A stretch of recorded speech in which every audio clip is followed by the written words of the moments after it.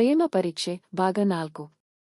ಬೆಳಗಿನ ಸೂರ್ಯನ ಕಿರಣಗಳು ಊರನ್ನು ಆವರಿಸಿದ್ದರೂ ವಿಧಿಯ ಬದುಕಿನಲ್ಲಿ ಮಾತ್ರ ಇನ್ನೂ ಕತ್ತಲೆ ಕವಿದೆ ಇತ್ತು. ಬಾವಿಯ ಪಕ್ಕದಲ್ಲೇ ನೆಲದ ಮೇಲೆ ಕುಳಿತಿದ್ದ ವಿಧಿ ಶೂನ್ಯ ದೃಷ್ಟಿಯಿಂದ ಒಂದೇ ಕಡೆ ನೋಡುತ್ತಿದ್ದಳು.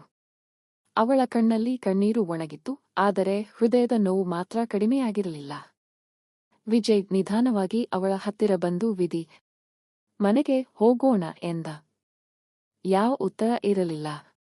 ಅಷ್ಟರಲ್ಲಿ ಗ್ರಾಮದ ಹಿರಿಯರು ಮುಂದೆ ಬಂದು ಇವಳನ್ನ ಇಲ್ಲಿ ಇಟ್ಟರೆ ಸರಿಯಲ್ಲ, ಮೊದಲು ಮನೆಗೆ ಕರೆದುಕೊಂಡು ಹೋಗಿ ಎಂದರು. ಸುಜಿ ಮತ್ತು ವಿಜಯ್ ಸೇರಿ ವಿಧಿಯನ್ನು ಮನೆಗೆ ಕರೆದುಕೊಂಡು ಹೋದರು. ಮನೆಗೆ ಬಂದ ತಕ್ಷಣ ವಿಧಿ ತನ್ನ ತಾಯಿಯ ಫೋಟೋ ಮುಂದೆ ಕುಳಿತು, ಅಮ್ಮ, ನೀನು ಹೇಳಿದ ಹಾಗೆ ನಾನು ಬಲವಾಗಿರ್ತೀನಿ ಅಂತ ಮಾತು ಕೊಟ್ಟಿದ್ದೆ. ಆದರೆ ನೀನು ಇಲ್ಲದೆ ನನಗೆ ಆಗ್ತಿಲ್ಲ ಅಮ್ಮ ಎಂದು ಅತ್ತಳು. ಸುಜಿಯ ಕಣ್ಣಲ್ಲೂ ನೀರು ತುಂಬಿತು. ಅಷ್ಟರಲ್ಲಿ ಹೊರಗಿನಿಂದ ದೊಡ್ಡ ಗದ್ದಲ ಕೇಳಿಸಿತು. ವಿಜಯ್ ಅಮ್ಮ ಮತ್ತೆ ಮನೆ ಮುಂದೆ ನಿಂತು ಜೋರಾಗಿ ಕೂಗುತ್ತಿದ್ದರು. ವಿಜಯ್, ಇನ್ನೂ ಆ ಹುಡುಗಿ ಮನೆಯಲ್ಲೇ ಇದ್ದೀಯಾ? ಈಗಲೇ ಮನೆಗೆ ಬಾ. ವಿಜಯ್ ಮೊದಲ ಬಾರಿಗೆ ತನ್ನ ಅಮ್ಮನ ಎದುರು ಧೈರ್ಯವಾಗಿ ನಿಂತ. ಅಮ್ಮ, ಸಾಕು. ವಿಧಿ ಯಾವ ತಪ್ಪೂ ಮಾಡಿಲ್ಲ. ಅವಳ ಬಗ್ಗೆ ಇನ್ನೊಂದು ಮಾತು ಆಡಬೇಡಿ. ಆ ಮಾತು ಕೇಳಿದ ಪ್ರತಿಮಾ ಕೋಪದಿಂದ ನಡುಗಿದರು. ನನ್ನ ಎದುರು ಮಾತಾಡೋಷ್ಟು ದೊಡ್ಡವನಾದಿಯಾ?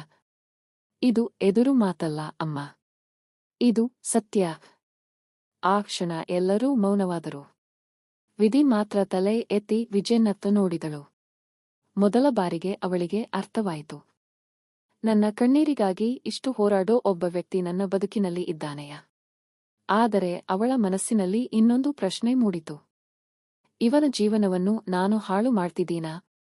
ಅದೇ ಸಮಯದಲ್ಲಿ ಊರಿನ ದೇವಸ್ಥಾನದ ಪೂಜಾರಿ ತುರ್ತಾಗಿ ಮನೆಗೆ ಬಂದರು.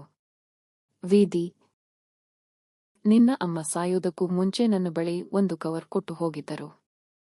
ನಾನು ಇಲ್ಲದಾದರೆ ಇದನ್ನ ನನ್ನ ಮಗಳಿಗೆ ಕೊಡಿ ಅಂತ ಹೇಳಿದ್ದರು. ಆ ಮಾತು ಕೇಳಿ ಎಲ್ಲರೂ ಬೆಚ್ಚಿಬಿದ್ದರು. ವಿಧಿಯ ನಡುಗುವ ಕೈಗಳು ಆ ಕವರ್ ಕಡೆ ಚಾಚಿದವು. ಆ ಕವರ್ ಒಳಗೆ ಏನಿತ್ತು? ಪ್ರತಿಮಾ ಸಾಯುವ ಮುನ್ನ ಯಾವ ರಹಸ್ಯವನ್ನು ಮರೆಮಾಚಿದ್ದರು? ಮುಂದುವರೆಯುವುದು